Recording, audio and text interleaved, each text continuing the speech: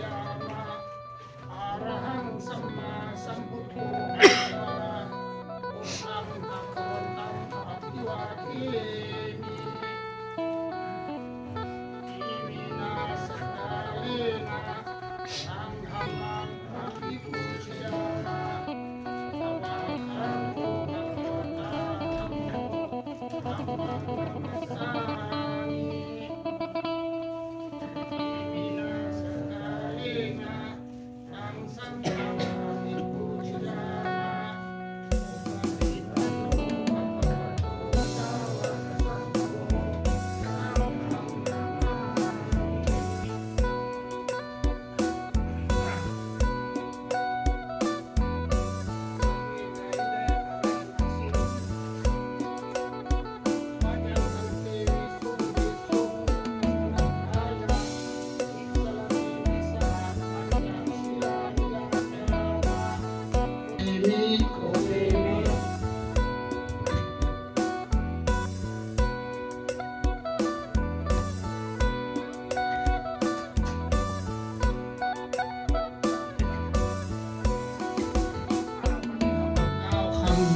ถวายสังฆทาน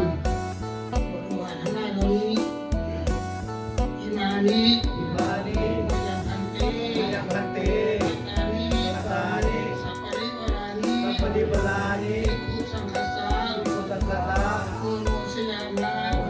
ามะสาธุโนพันเตภิกขุสังโ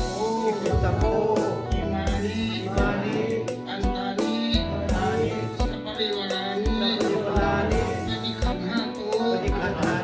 สัมหากันเกวะมาตาปิตุสักขินันจาอิการตังอิตายาสุขายาข้าแต่พระสงฆ์ผู้เจริญข้าพเจ้าทั้งหลายขอน้อมถวายซึ่งภัตตาหารพร้อมข้องที่เป็นบริวารทั้งหลายเหล่านี้ พระสงฆ์จงรับซึ่งภัตตาหารพร้อมของบริวารทั้งหลายเหล่านี้ของข้าพเจ้าทั้งหลายประโยชน์และความสุขแก่ข้าพเจ้าตลอดปู่ย่าตายายพ่อแม่ญาติพี่น้องที่ลาโลกนี้ไปแล้วก็ดี ท่านทั้งหลาย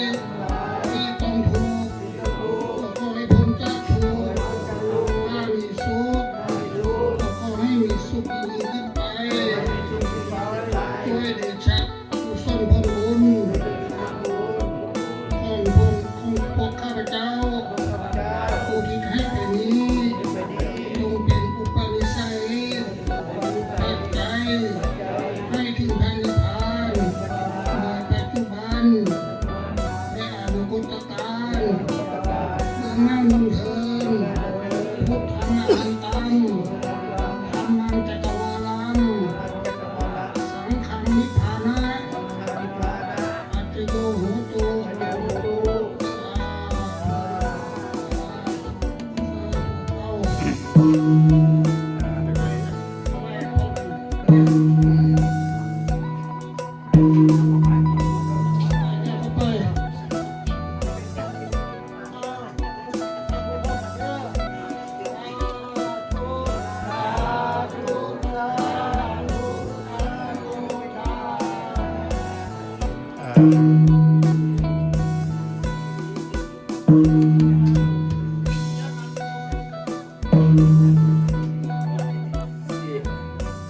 จับฉลากก่อน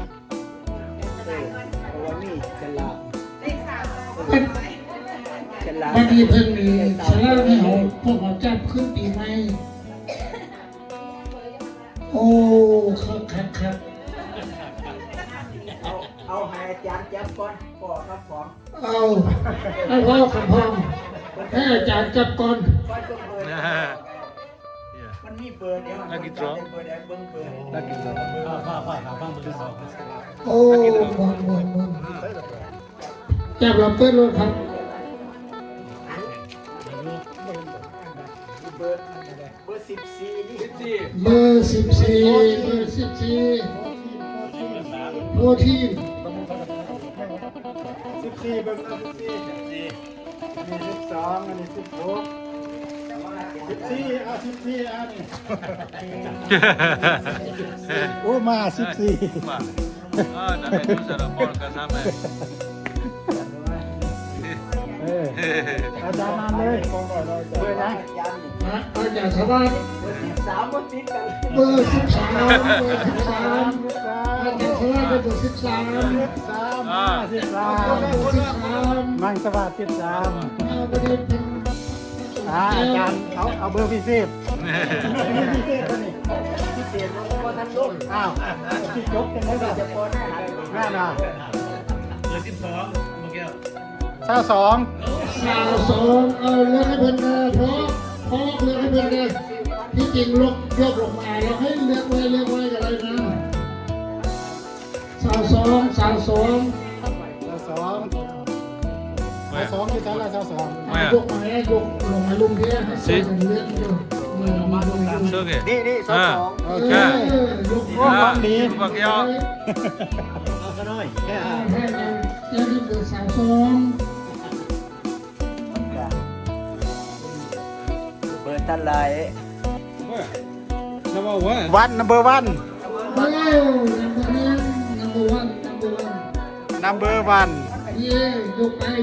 ถึงที่ตรงนี้ หัวน้ำเบอร์1ซุ้มใหญ่ๆนี่ซุ้มใหญ่ๆเบิ่งข้างบนเลยเบอร์มันอยู่ข้างบนนั่น โอ้นี่6เนี่ย โอ้ 5 2อยู่พี่หัวจะส นี่4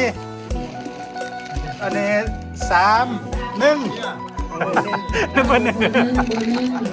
นัมเบอร์1นัมเบอร์1 right number ตรงไปได้เลย right name here you right name เขียนชื่อ โอเค next พอออกบันนี้นะ พอออกทีละคน โอ้พ่อกำหองจกเลย เดี๋ยว นัมเบอร์ได้ โอเค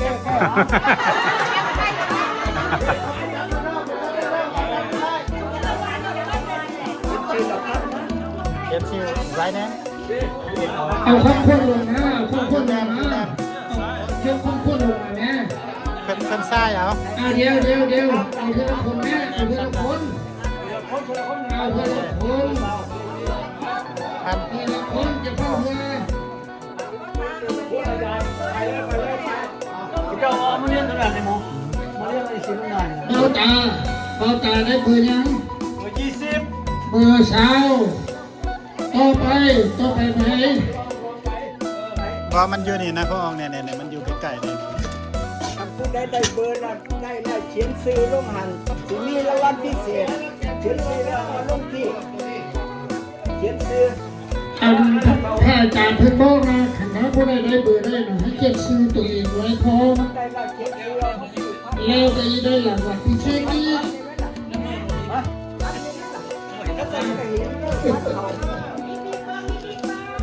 หันเข้าถึงเราเก็บซื้อตัวเองไว้นี่ประกาศอยู่พี่เด้อประกาศ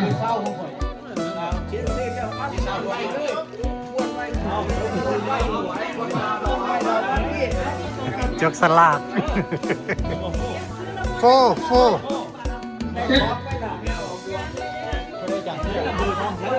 เฮ้ยต้องเอาข้อก่อน จกสลาก เห็นนานเบอร์ตามที่ซื้อเบอร์มันจะ เราเห็ดตัวง่ายเว้ยเขาบ่เห็น นี่เราบอกเบอร์เศร้า เอ๊ะ เก้เรือ3มาหน่อย แต่งมันเอาดิเศร้าเพราะมันมี30คน10คนถึง30 คน เด็กผู้หนึ่ง15คนหมดผู้ใดถือเบอร์ใดก็ให้ชื่อไว้เด้อให้ชื่อไว้แล้วก็เขียนชื่อตัวเองถือเบอร์ใดก็เขียนชื่อไว้แล้วเอามาใส่บาตรคือเก่า มา สี่อ่านออกเด้อ เออ เขียนชื่อพ่อเขียนชื่อไว้เขียนพ่อจะฟังมา เขียนชื่อตัวเองไปแล้วก็โกแม่โกเอารางวัลก่อนเอารางวัลก่อนเบอร์สิบแปดนึงผู้จัดอยู่นี่ ให้นั่งดวงซอยบ่ไปจับ เบอร์เก้าเบอร์หนึ่งเบอร์สองมันตัวนี้หน่อยเราต้องหาเบิ่งคักๆเนาะเออ มันจับไปพร้อมกันโผล่มันเลยหาย เอ าก ยืนข้างๆมันเลยเขาทำไม่รอด บ่คันบ่พากันขนออกนะเบอร์มันอยู่สินะพ่อผมคันบ่พากันขนออกนี่เบอร์อาจารย์ตีเลยแบบเนี้ยเห็นเลย แล้วเขาได้แล้วเขาผสมแล้ว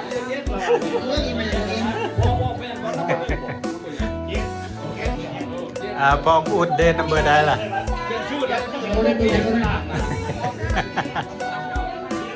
คันได้แล้วเขียนชื่อมาเด้อ เบอร์สามแปด สเปรชื่อไว้ เขียนชื่อ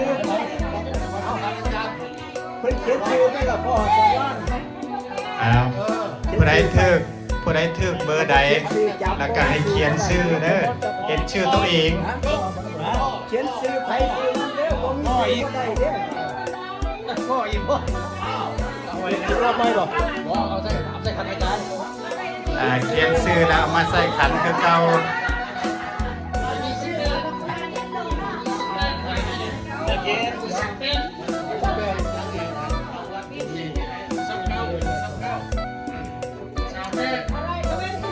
เอาพอสังวานเป็นเจ้าพันมาหน่อยแม่เขียนชื่อไปละพอสังวาน เขียนแล้วเขียนแล้ว อะไรบอกพ่อตาเพิ่นเขียนชื่อลงไปเนี่ย เดี๋ยวแล้วเขาเก็บสิแล้ว มันได้แล้วเขียนชื่อไม่ออกคันเขียนชื่อ อย่าลืมเขียนชื่อเด้อผู้ใดจบถึกเบอร์ใด พี่สามแปดพี่ต้องเก่งเลยโอ้ ต้องมีคนนึงดูแลเรื่องกันนี่ไปหายโยมก็ดูแลก็เลยสับสน ที่จริงต้องมาดูเก็บเจ้าเจอ ก็ปวดเวลา นี่ดิเบอร์นี่เบอร์สองเนี่ยนี่เบอร์สองเนี่ยของไผ่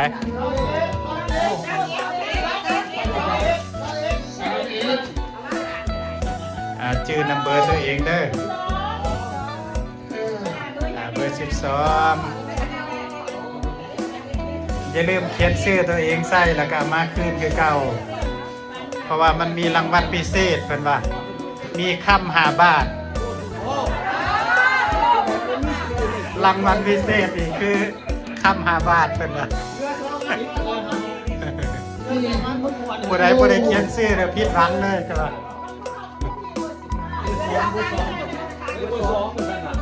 แก้วใส่เบอร์บ่ใส่ นี่เบอร์2นั่นน่ะ ในน้อยเองเนี่ย เอามานี่ เบอร์มันเห็นเบอร์อยู่มุมข้างใดข้างหนึ่งอย่าอยู่ข้างหนึ่งแล้วพากัน นี่มันโพ โอ้ย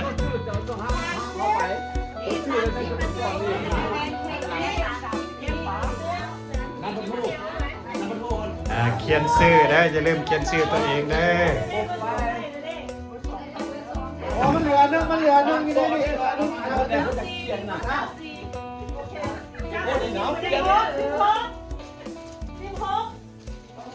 สิบห้าบุเห็นมาสั่น 28พออุดก็บ่ได้ซ้ำจังไง 15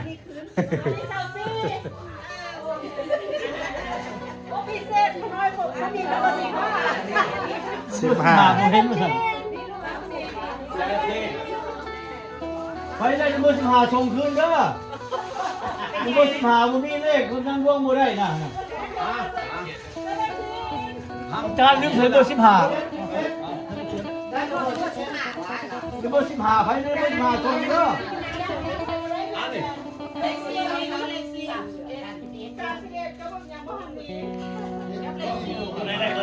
จุกสลากจุกสลากปีใหม่ เบอร์มันติดอยู่ข้างๆนะทำว่าพากันยับออกมันสิเห็นเลย เบอร์4ตัวนั้นเบอร์4 number 4 number 4เบอร์4มันตัวน้อยมันบ่เห็นดอก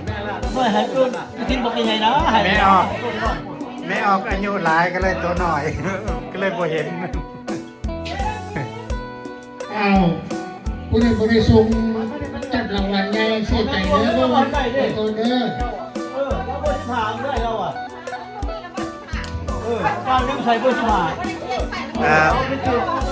เอาเลยตัวนั้นละ15น่ะ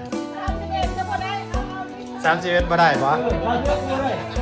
บ่ได้31เด้อนี่เดี๋ยวอาจารย์สิเติมใส่ก็ได้เอาเติมใช้บิ๊กเด้ พิษเลยเบอร์สิบห้า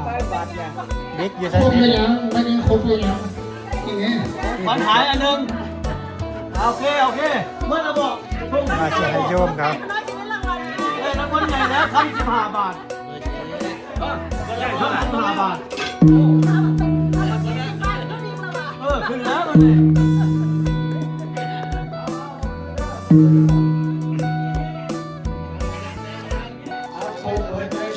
มาให้อาจารย์ก่อน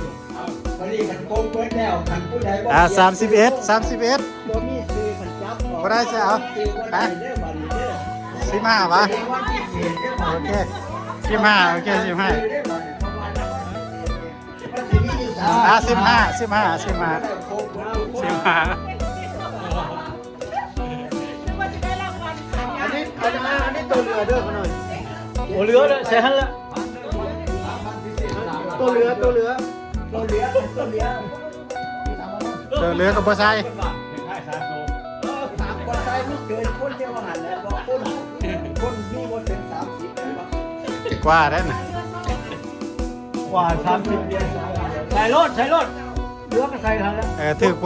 น ก็เป่าก็ คัน จกไม้จกเป่าจกไม้ขนาด ถือมาจกไม้ใส่เลย เป่าจกไม้ บ่ได้ไปจับลูกนั่นนี่จับหาเสีย จกรถใส่รถโอ้ยยังมันเหลือ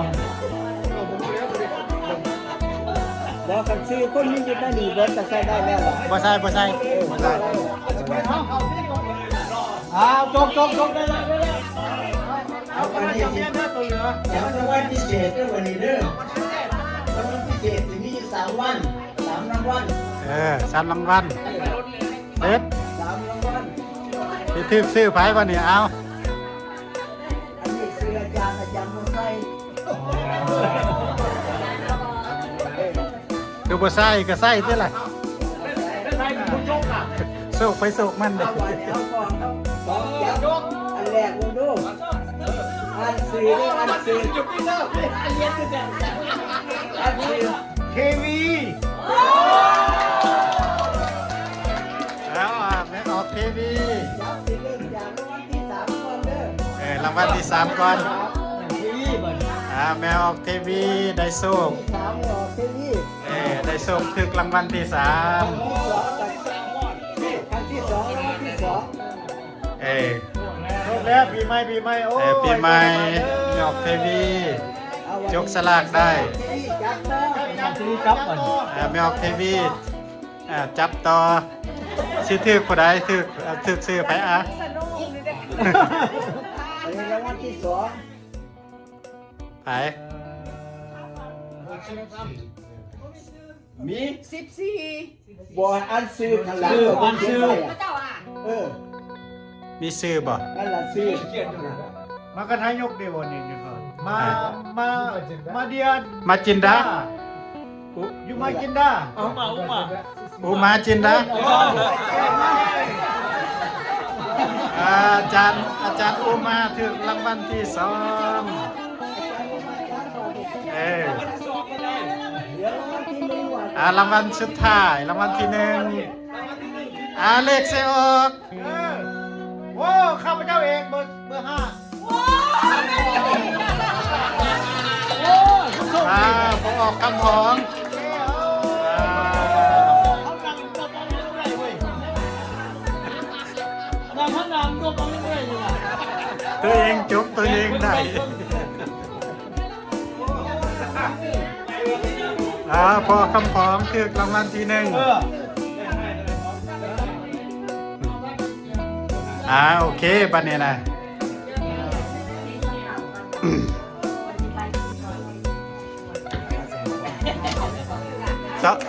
ให้ยูพี่เป็นอย่างให้พรยูพี่แล้วก็ญาติน้ำยูพี่แล้วจะไปเคียนบัดเดียวเนาะญาติโยมทั้งหลายเตรียมอภรเด้อบัดนี้จกฉลากก็ถือว่าสำเร็จไปแล้ว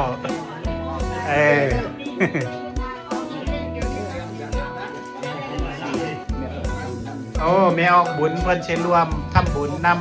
ำวัดวาอารามของเฮาเนาะแม่ออกบุญหรือว่าแม่ออกบุญแพทย์เนาะนามสกุลเพิ่นแพทย์จำนวนเขียนแรกอยู่ในนี่แล้วค่ะ ประเคนสาธุสาธุจำนวนปัจจัยเท่าไหร่เนี่ย ตัวตาบังเอิญวัดนะ จำนวนปัจจัยเท่าไหร่ โอปัจจัย เขียนเลยก็ได้ เขียนเลยที่ประกาศ ประโยงเชิญมีกัน จำนวนเท่าไหร่ไม่เอาบุญ เขียนเจ้าจ้ะ จำนวนปัจจัยไม่เอาบุญเพิ่นร่วมโมทนาสร้างศาลาโฮมธรรมเฮาหรือว่าเอามาใส่ใจในวัดเฮาจำนวนปัจจัย$599สาธุให้แน่สาธุอยู่ดีมีแห้งเด้อไม่เอาบุญเด้อสุขภาพแข็งแรงปีใหม่มาใหม่มีสุขมีใสอายุวันโนสุขังพลังสาธุเตรียมอภรญาติโยมทั้งหลายกันเลย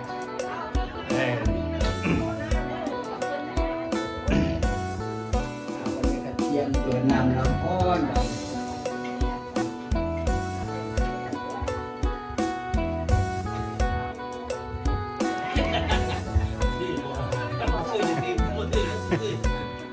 พูดถึงว่าบุญปีใหม่เฮาเนาะแม่ออกบุญที่เพิ่นมาถวาย599มื้อนี้ได้เป็นว่าคือบ่เห็นอาจารย์ประกาศที่เกียรติศักดิ์ศาลาขนาดนั้นบ่ทันประกาศแล้วว่าซั่นว่าบ่ทันได้สร้างเลยบ่ประกาศเลยบ่ประกาศเพิ่นว่าเพิ่นมาเห็นพุทธที่ดิน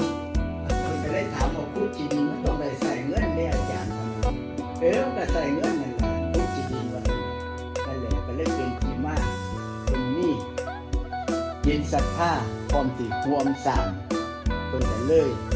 ตั้งใจสร้างโดยที่ว่าต้องตั้งใจของคนเฮาเนาะ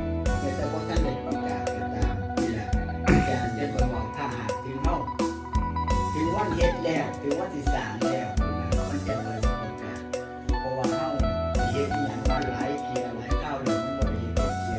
ในแต่การที่สร้างห้องน้ำมันก็สร้างบ่ได้มันก็บ่ได้เฮ็ดเที่ยมันก็เลยสิไปสิมาจังได๋ตอนแรกว่าสิย้ายไปหม้องใหม่ก็บ่ได้ย้ายมาไปมาอยู่นี่ก็อยู่นี่แหละอยู่นี่คันที่ประกาศก็คือว่าถึงตอนที่เฮาสิสร้างตั้งหลักตั้งฐานเป็นแล้วจริงๆพุ่นน่ะยังค่อยประกาศบอกญาติโยมให้ฮู้ว่าเฮาสิสร้างแต่ศรัทธาผู้ใดสิเข้ามาจังซี่นะตอนนี้เฮาก็ถือว่าบ่ทันสร้าง มีโคเดมี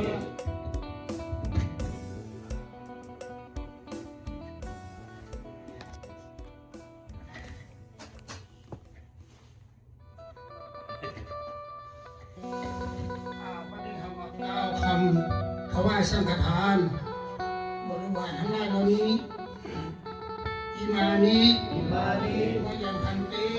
ปัตตานิสัพปริวารานิคุสังคัสสะโอโนชยามะสาธุโนพันเตภิกขุสังโฆอิมานิ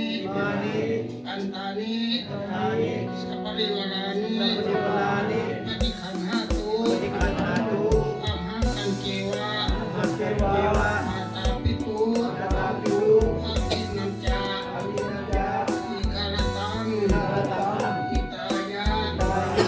สุขายะข้าแต่พระสงฆ์ผู้เจริญของข้าพเจ้าทั้งหลายขอน้อมถวายซึ่งภัตตาหารพร้อมของที่เป็นบริวารทั้งหลายเหล่านี้แด่พระสงฆ์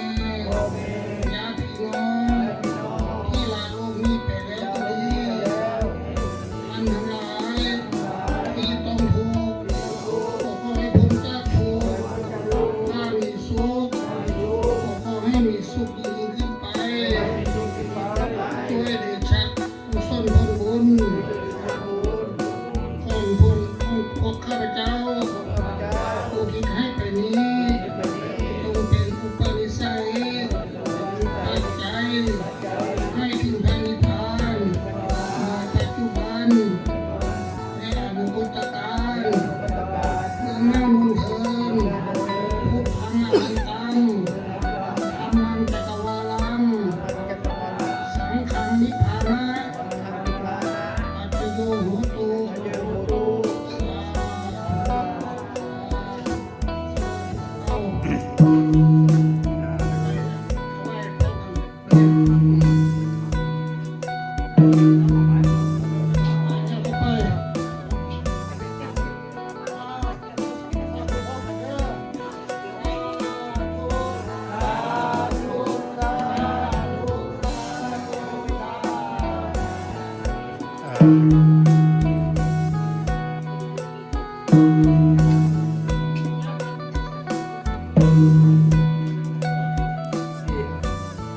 จับฉลากก่อน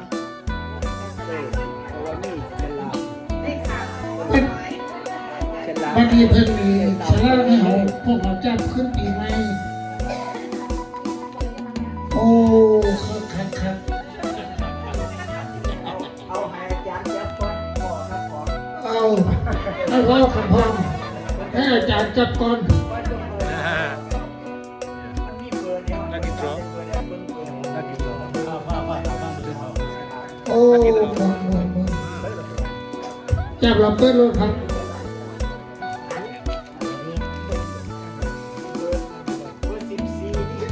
เบอร์14 เบอร์14โทษที 14เบอร์14มี12มี16 14เอา14เอาโอ้มา14 Ah, dapat tu cara pon ke sama. อาจารย์นำเลยเลยนะ อาจารย์ อาจารย์สวัสดิ์ เบอร์13ว่าติดกัน เบอร์13อาจารย์สวัสดิ์เบอร์13 มังสวัสดิ์13 ไม่ได้เป็น อาจารย์เอาเบอร์พิเศษ พิเศษแล้วก็ท่านลง อ้าวที่จบกันแล้ว จะปอนให้หัน แม่น่ะ เบอร์12เมื่อกี้ 22 สาวสองเอาเลือกให้เป็นเพราะเลือกให้เป็นที่จริงยกลงมาเราให้เลือกไว้กันเลยนะสาวสอง22อยู่ชั้นละ22 ยกมาแล้วยกลงมาลุงเพี้ยให้ใส่กันเลือกด้วย So ke? นี่22 โอเค ยก โอ้ของดี Buat kau. เอาไปหน่อย ให้ได้เบอร์สาวสอง ปากกาเบอร์ท่านไร Nama what? วันนัมเบอร์วัน เอ้านัมเบอร์วัน ยกไปยกถึงที่ตรงนี้ ขอน้ำเบอร์หนึ่งซุ้มใหญ่ๆนี่ซุ้มใหญ่ๆเบิ้งข้างบนเลยเบอร์มันอยู่ข้างบนนั่น โอ้นี่6เนี่ย โอ้ 5 2อยู่พี่ขอเยอะๆสัก นี่4อันนี้3 1นัมเบอร์1นัมเบอร์1นัมเบอร์1 ชื่อ right number ตรงไปได้เลย right name here you right name เขียนชื่อ โอเค next พอออกบันนี้นะ พอออกทีละคน เออ โอ้โห พ่อกำหองจกเลย เดี๋ยว นัมเบอร์ได้ โอเค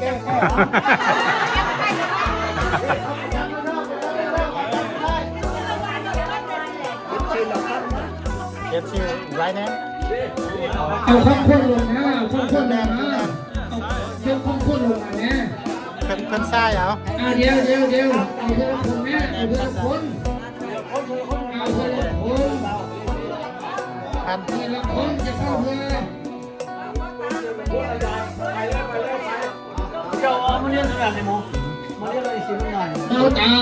บาตาได้เบอร์ยัง 20 เบอร์สาวต่อไปไหน บอมันอยู่นี่นะพ่อออกเนี่ยมันอยู่ใกล้ๆเนี่ย ทำผู้ใดได้เบอร์แล้วได้แล้วเขียนซื้อลงหันสิมีรางวัลพิเศษเขียนซื้อแล้วมาลงที่เขียนซื้อ ถ้าอาจารย์เพิ่นบอกนะขันน้ำบ่ได้เบอร์ได้นะให้เก็บชื่อตัวเองไว้พร้อม ได้แล้วเขียนซื้อเอาที่ แล้วก็ได้รางวัลพิเศษนี้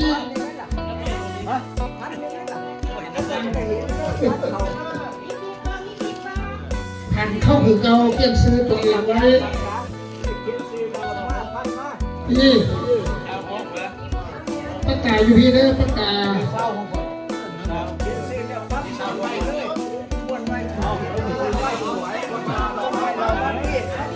จกสลาก โฟ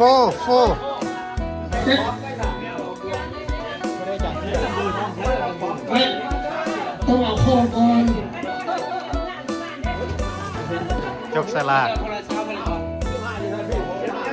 เห็นนางระเบิดการที่เ เราเห็ดตัวง่ายเว้ยกระโบเห็น นี่เราบอกว่าเศร้า เอ๊ะ เรือสามคนเลย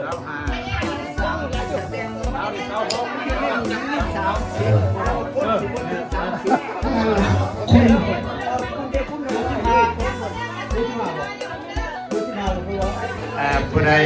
ดทึกเบอร์ใดก็ให้ชื่อไว้เด้อให้ชื่อไว้แล้วก็เขียนชื่อตัวเองทึกเบอร์ใดก็เขียนชื่อไว้แล้วเอามาใส่บาตรคือเก่ามา อ่านออกเด้อ เขียนพ่อเขียนซื้อไว้ เขียนซื้อตัวเองไปแล้วก็โก้แม่โก้เอารางวัลก่อนเบอร์18นึงผู้จัดอยู่นี่ ให้นั่งดวงซอย โอ้ พอไปจับไปต่อ เบอร์เก่าเบอร์1เบอร์2มันตัวนี้หน่อยเราต้องหาเบิ่งคักๆเนาะ โอ้โหดิ มันจับไปฟอมโคตรมันเลยหาย ฮะ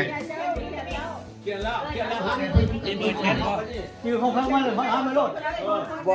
ขันบ่พากันขนออกนะเบอร์มันอยู่สินะพ่อ ผมจะไม่เบอร์ ขันบ่พากันขนออกนี่เบอร์อาจารย์ตีแบบเนี่ยเห็นเลย เวลาเขาได้แล้วเขาผสมแล้ว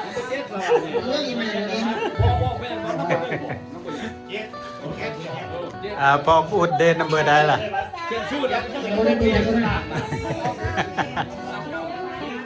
ขันได้แล้วเขียนซื้อมาเด้อ เบอร์38 ซาเปชื่อไว้ เขียนซื้อเพิ่นเขียนซื้อนี่ล่ะพ่อสองวัน ผู้ใดทึกเบอร์ใดแล้วก็ให้เขียนชื่อเด้อเขียนชื่อตัวเอง เขียนซื้อไผซื้อมันเด้อบ่มีบ่ได้เด้อ ก็อีกพ่อเอาไว้รับไปบอก เขียนชื่อแล้วเอามาใส่ขันคือเก่า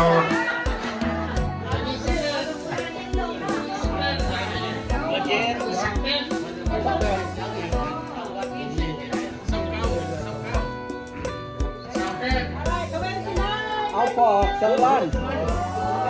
เป็นเจ้าพันมาหน่อยแม่เขียนซื้อไปละพอสังวันใครบอก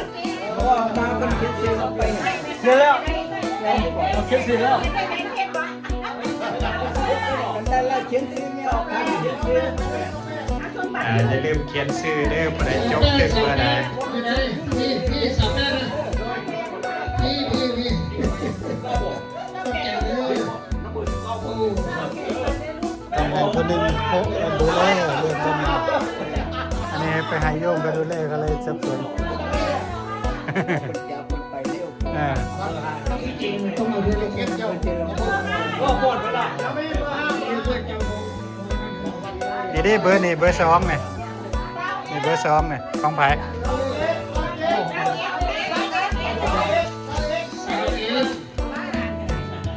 ชื่อนัมเบอร์ตัวเองเด้อเบอร์12อย่าลืมเขียนชื่อตัวเองใส่แล้วก็เอามาคืนคือเก่าเพราะว่ามันมีรางวัลพิเศษเพิ่นว่ามีคำ5 บาทรางวัลพิเศษนี่คือคำ5 บาทเพิ่นว่าผู้ใดเขียนชื่อแล้วผิดหวังเลยใช่ป่ะ เมื่อกี้ใส่เบอร์บ่ใส่ เบอร์2น่ะนะ ในโรงเรียนเนี่ย เอามานี่ เมื่อกี้ เห็นเบอร์มันเห็นเบอร์น่ะ อยู่มุมข้างใดข้างหนึงเดี๋ยวอยู่ข้างหนึงแล้วพากัน แล้วมันโทรโอ้ย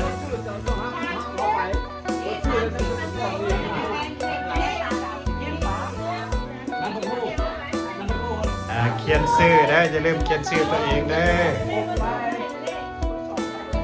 อ มันเหลือนึงนี่ได้นี่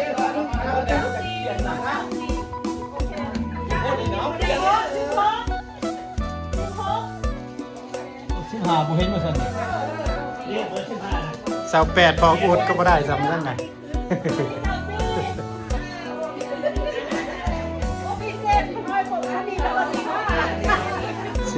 บ่เห็นว่าซั่นใครได้เบอร์15ส่งคืนเด้อเบอร์15บ่มีเลขคนนั้นร่วมบ่ได้น่ะอาจารย์ลืมใช้เบอร์15เบอร์15ใครได้เบอร์15ส่งเด้อ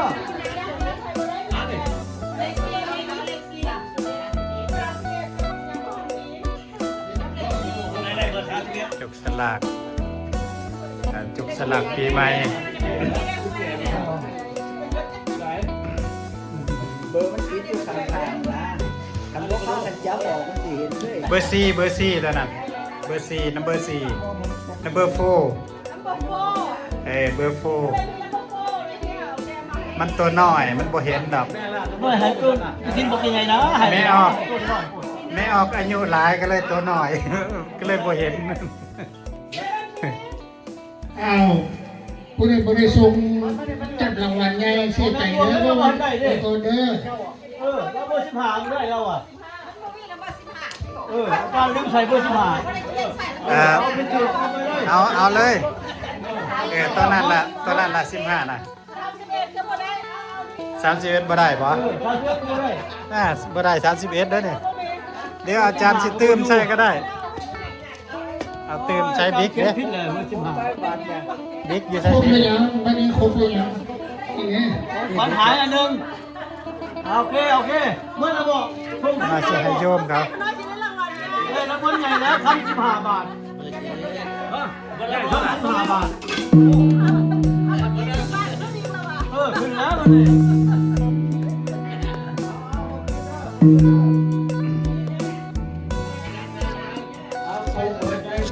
มาให้อาจารย์ก่อน วันนี้มันโกงเบิดแล้วคันผู้ใดบ่ 31 บ่มีซื้อกันจับออก บ่ได้สิเอา ซื้อว่า ฮะ เด้อวันนี้เด้อ 15วะ เรียกว่าพิเศษเด้อวัน โอ นี้ เค15โอเค15 มันสิมีอยู่สาม 15 ได้ครบเบิดทุกคน อันนี้ตัวเรือเด้อมาหน่อย โอ้เหลือเลยใส่หันละ ตัวเรือ ตัวเหลือ ตัวเหลือกับบ่ใส่ ว่าใส่ลูกเชิญคนเที่ยวมาหันแล้วบางคนมีคนเป็น30แล้วบ่ ดีกว่าได้น่ะ กว่า30ใส่รถเหลือก็ใส่ทันแล้ว ถือคน ก็เป่ากัน คัน จกไม้ทุกเป่าทุกไม้ขนาด ถือมาจงไม้ใส่เลย เป่าจกไม้ บ่ได้เป็นจับดูนั่นเด้จับเที่ยว จกรถใส่รถ วันนี้ก็เพราะว่าผมไม่เอาลงเลยดิ โอ้ยยังไม่เหลือ ผมรู้แล้วบริ แล้วกันซื้อคนมีอยู่ในนี่รถก็ใช้ได้แล้วล่ะ บ่ใส่บ่ใส่ เอาจกได้เลย เอาไปนี่สิอย่าไปว่าพิเศษเด้อวันนี้เด้อรางวัลพิเศษสิมีอยู่3วัน3รางวัล 3รางวัลเซ็ต 3รางวัล ที่ซื้อไผบ่นี่เอา อันนี้ซื้ออาจารย์บ่ใส่ คือบ่ใส่ก็ใส่เด้อล่ะ ใส่กับจกอ่ะ โศกไปโศกมัน เอาไว้เอาก่อนต้องจับอันแรกลงดูอันซื้ออันซื้ออันซื้อ ทีวี เอาออกทีวี จับสิเด้อจากรางวัลที่3ก่อนเด้อ รางวัลที่3ก่อน ทีวีก่อน แมวออกทีวีได้โชค ที่3นี่ออกทีวี ได้โชคถึกรางวัลที่3 ที่2กับครั้งที่2รางวัลที่2 จบแล้วปีใหม่โอ้ย ปีใหม่ไม่ออกทีวีจกสลากได้ ทีนี้ครับก่อน ไม่ออกทีวีจับต่อชื่อถือผู้ใดถือซื้อไปอ่ะ สนุกดีเด้อ อันนี้แล้ววันที่สอง ไป มี 14 บอลอันซื้อข้างหลัง อันชื่อ เจ้าอ่ะ มีซื้อบ่ นั่นแหละซื้อ มากระทายกดีวันนี้มาเดียน มาจินดา อยู่มากินได้ อูมาจินดาอาจารย์อูมาถึงรางวัลที่2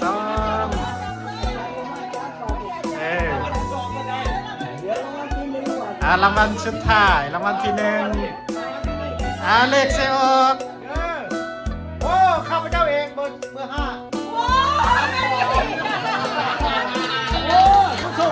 พอออกคำของ เขานำนมเอาไม่ได้เว้ยนางข้างนำนมเอาไม่ได้เลยอ่ะ ตัวเองจบตัวเองได้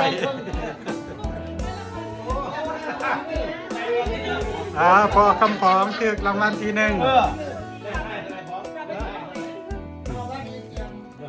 โอเคบัดนี้นะ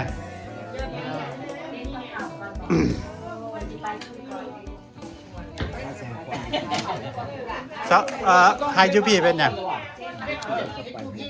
ไฮพอดยูพีแล้วก็ญาติน้ำยูพีแล้วจะไปเคียนบัดเดียวเนาะญาติโยมทั้งหลายเตรียมอภรเด้อบัดนี้จกฉลากก็ถือว่าสำเร็จไปแล้ว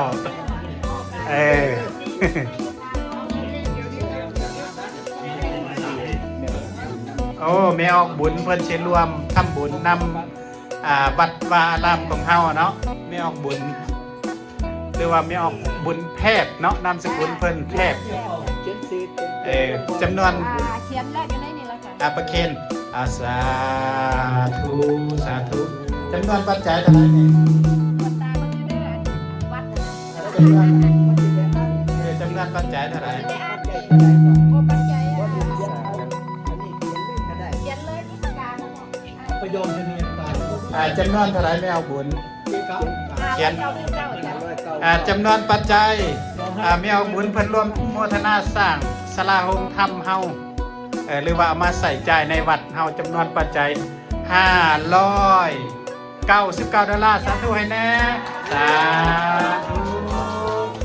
อยู่ดีมีแห้งเด้อแม่ออกบุญเด้อ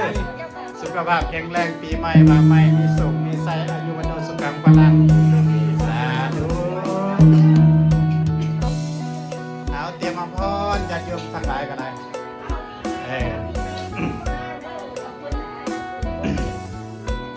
วันนี้ก็เตรียมตัวนำแล้วพ่อน